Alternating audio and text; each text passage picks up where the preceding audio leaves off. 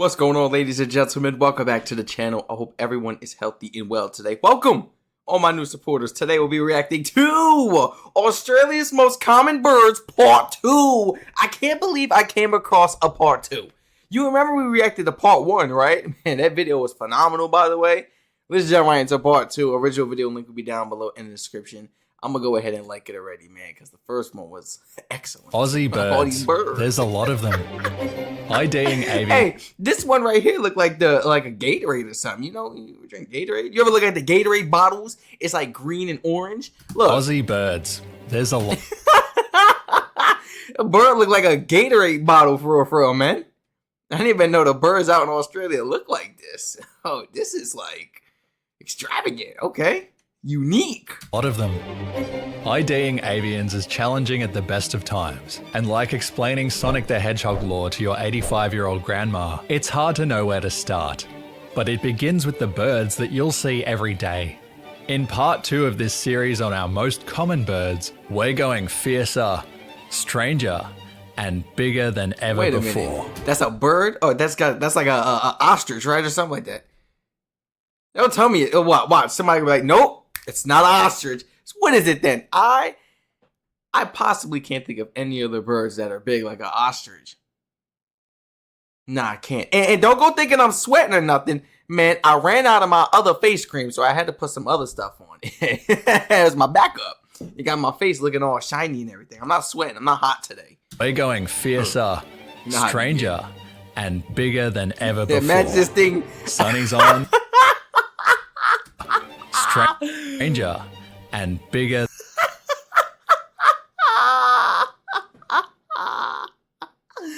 Imagine this thing chasing you out in the outback. Or just in public in general.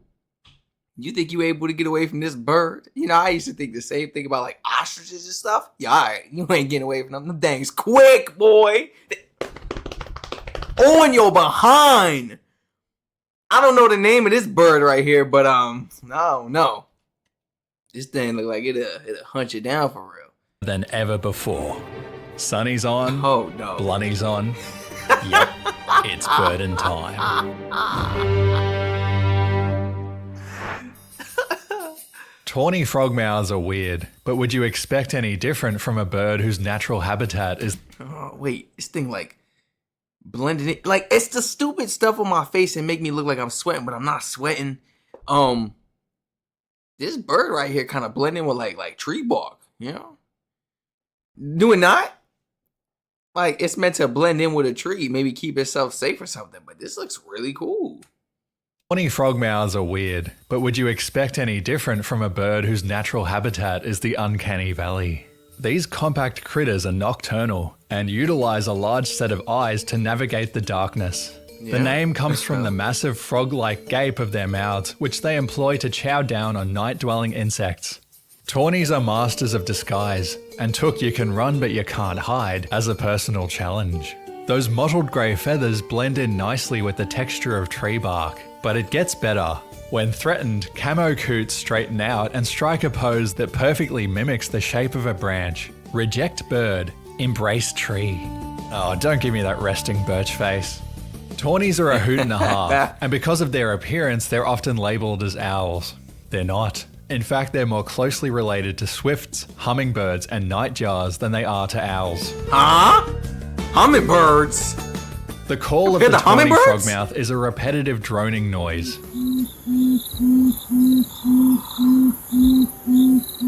Lovely bit of avian deep house to lull you to sleep. Oh, it's the Gatorade bird. Might be my favorite bird ever. It's called a king parrot. Competition is fierce though.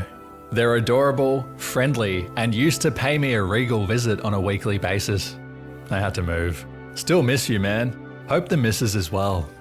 They look like the second Pokemon evolution of the Rosella, which they're often mistaken for. However, the king's closest relatives are the princess and regent parrots. Got the whole royal family here, all without wasting taxpayer dollars. These are some unique birds, man. Now, does anybody catch them? Up and down the Do you think anybody be catching these birds? And you know, I mean, keep it for the house. It's a house pet now, you know. My grandmother had birds. She had like parrots and stuff like that. I didn't like the parrots though, for real. I didn't like the parrots for real. You know, I just feel like birds shouldn't really. I just feel like parrots got too much ability to talk or mimic, should I say. They don't talk. They just know how to mimic sound vibrations, and it's weird. And I'm not for that, you know. It's always got something Without to say. wasting taxpayer dollars.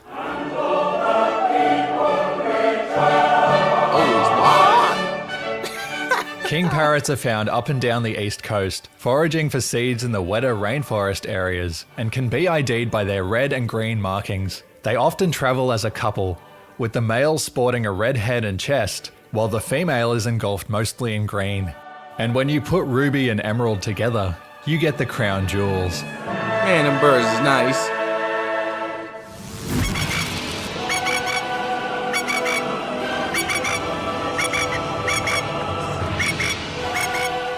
Yes, look like a penguin. You know, like that last clip we just seen, like you're like trying to be all aggressive and intimidating and stuff. Like, am I supposed to be scared of something like this? I mean, you look like a penguin. I see something like this, I'm just gonna continue walking towards you. Like,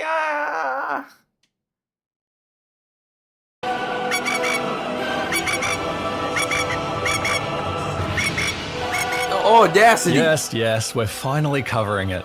A lot of people were bum blasted they didn't get a mention the first time around, especially this guy. This is the masked lapwing, also known as the spur-winged plover. They've got a face only a mother could love. If your mum was a George Foreman grill, this gorgeous mug adorned with yellow wattles has been given the affectionate nickname Melted Cheese Face. Hey. Adorned with yellow wattles has They look so old in age. been given the affectionate nickname Melted Cheese Face. Details crazy though. Lapwings prefer to live predominantly on the ground, even when it comes to nesting. You know what else lives on the ground? Everything. Snakes? Lapwings are a little defensive, but it's only fair when every cobber in a 10k radius wants to transform the contents of your nest from crèche to crepe. But fear not, little ones, especially when your helicopter parents can actually fly. Nice. That's a fact. Oh, and they'll swoop. Worse than magpies, if you could believe it. How do birds, like, you know, the birds with wings and stuff, but they can't fly? How do you think they feel compared to the other birds? Like, you think they go near the other birds or no? Because, like, they can't really fly like the other birds. You think I'd be overthinking it too much? I don't know. Oh, and they'll swoop. Worse than magpies, if you could believe it. Oh. Lapwings are packing heat too. They've got a sharp spur on each wing. How is this a prank? Because I'll cut you! Some folks think these spurs inject venom, but that's a myth. If the offensive fails, they'll feign a broken limb to lure the intruder away from the nest. Lapwings have a fearsome reputation. Bro, that's so devious. That is so, like... Inject venom, but that's a myth. If the offensive fails, they'll feign a broken limb to lure the intruder away from the nest. Lapwings have a fearsome reputation, but given what they're up against, I think we can give them some slack. Yeah, this is crazy. Black Swans swan. are the supermodels of I the didn't bird. even know there was a black swan. He looked nice. I like how it's like reddish pink on the beak. World. Sorry, tawnies. It's what's inside that counts, so I hear. Australia's swans are unique, of course, because they've opted for dark mode. Swans possess far more neck vertebrae than mammals, with 25 vertebrae to our measly 7, which gives them that elegant S-shaped posture and helps them reach the pondweed that they subsist on. They have the largest eggs of any bird capable of flight, and once those cygnets hatch, they're allowed to ride on top of mum and dad to save them having to go back to the nest. Don't mess with their babies, lest you face their wrath. Facts. They're dynamic animals, able to switch from ballet to UFC in a wing beat. I call that a black swan event. Oh, a black swan? I ain't never hear of a black swan. I mean, that dog is enjoying it. That dog was enjoying it for real. A black swan. Yo, I ain't never ever see no black swan. That's because I'm not in Australia, but let alone hear about one. That's crazy. You live on the whole opposite side of the world and you don't even hear about such animals, bro. What? Like, we're so out and disconnected that we don't even know of these things. We don't know they exist. A black swan. It's crazy. On a neck like that, you see everything coming. You know? Exactly how the dog got it.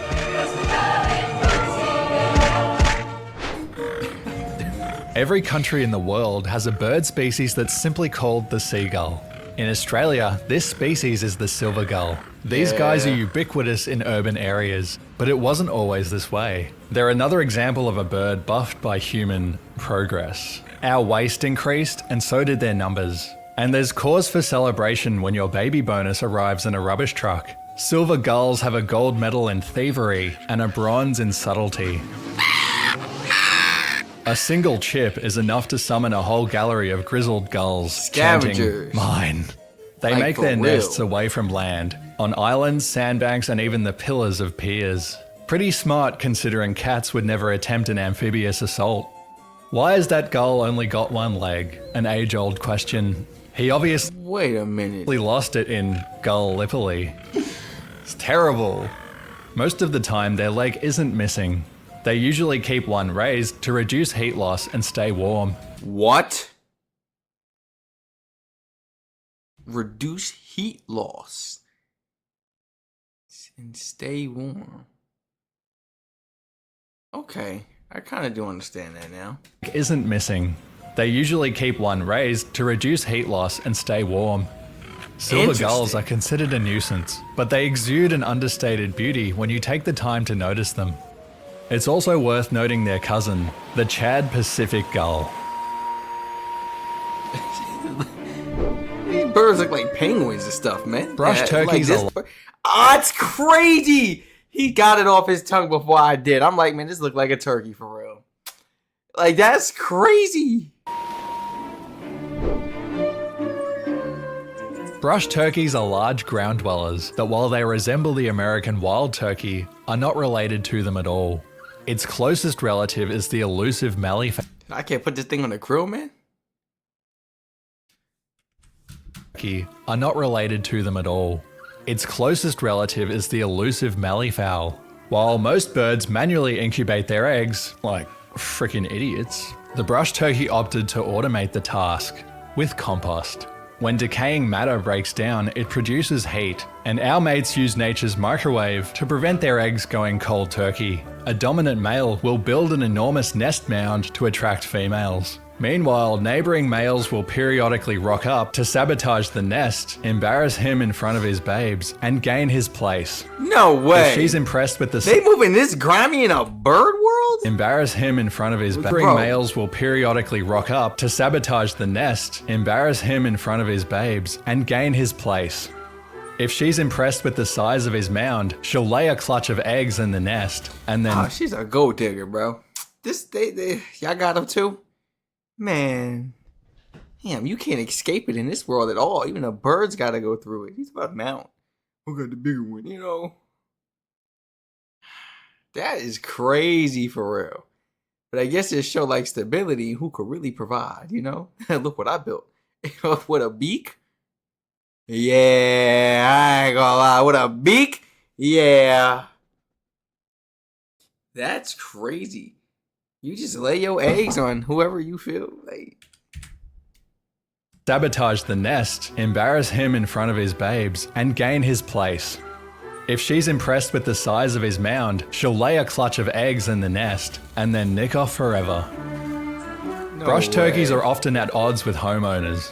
So she come across. I'm overthinking. Just play the video, bro. I said she come across somebody like tomorrow with a bigger mount. Would you take her eggs and go to him?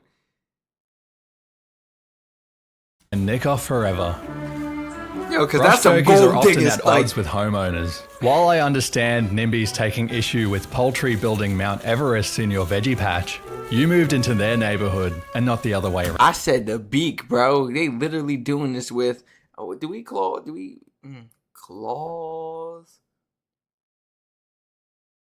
Do we call like maybe Round. claws? Innovate, not adapt, sure. over compost. I don't know if we call. Yeah, I'm not gonna say birds have fingers, but do we say claws?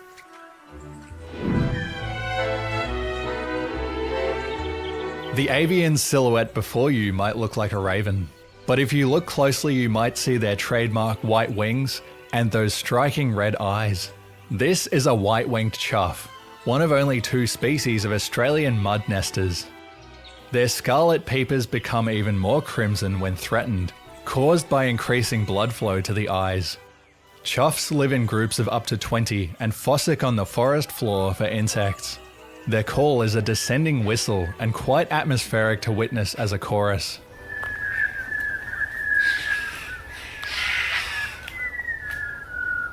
They also exhibit a rather unnerving behaviour.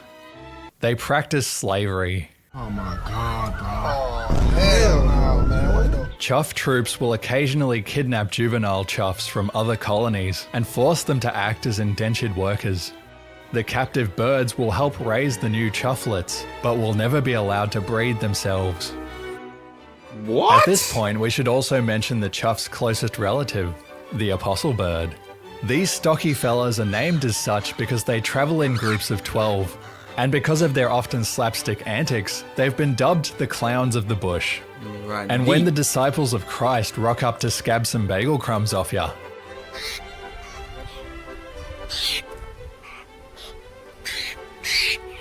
it's all just bread and circuses. This is the Australian wood duck, or maned duck. Okay. Some folks call them a maned goose. Duck me dead. Why wood? Because they nest in trees, of course. And the mane bit? Well, males have a feathery crest on their necks. Not quite a lion's mane, more of a wispy stash.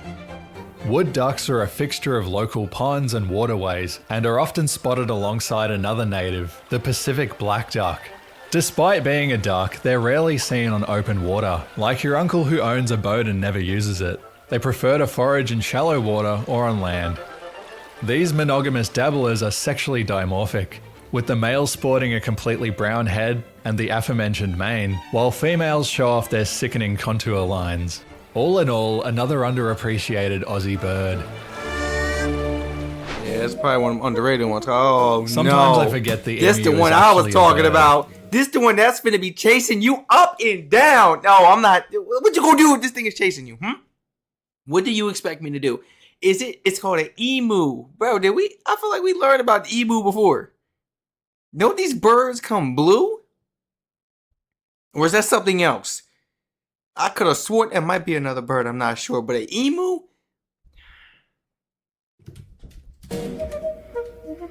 Sometimes Looking for somebody to chase.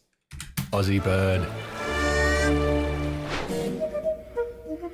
Sometimes I forget the emu is actually a bird. You know, For real. because they're big. You're looking at the tallest bird in Australia, but actually only the second heaviest, after their cousin, the cassowary. Emus are... Oh, maybe it was that bird we knew. Oh, you see, and that's crazy how my bird knowledge is really getting up to par, because you see how I was mentioning that bird. I didn't know the name, but that was the bird I was talking about, and that's the blue and everything. Where was I getting a blue body from?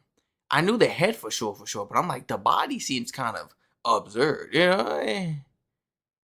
Especially with an animal so big. Imagine see something blue just running around, you know, that'd be kind of cool though, but nah, it's not the case.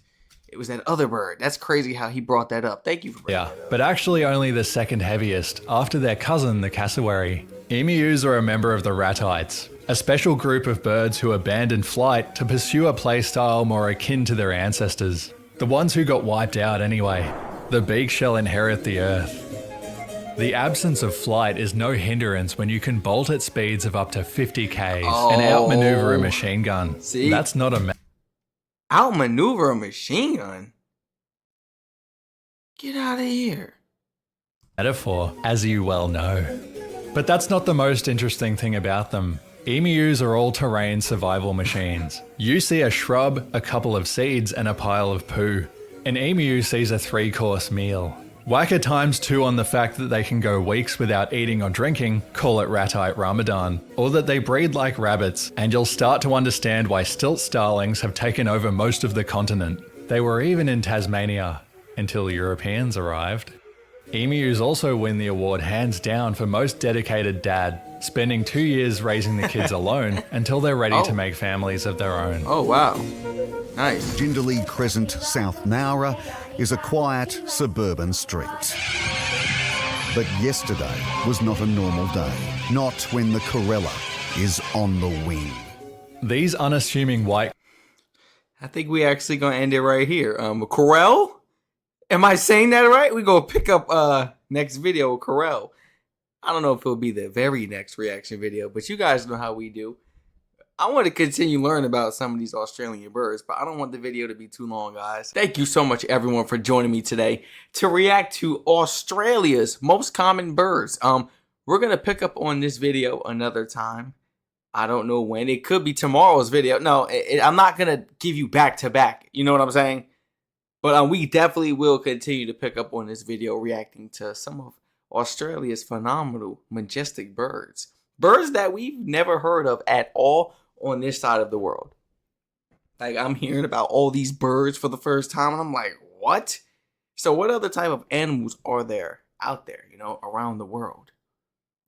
It's ridiculous. It's like, you almost feel new to the world. You know, I know every single animal. I can literally list every single animal in the United States. Literally. But then but I could break it down state to state and everything. What animal is in this state and this and that. But then go to countries, I'm completely lost and uneducated. So there's like so much more to learn.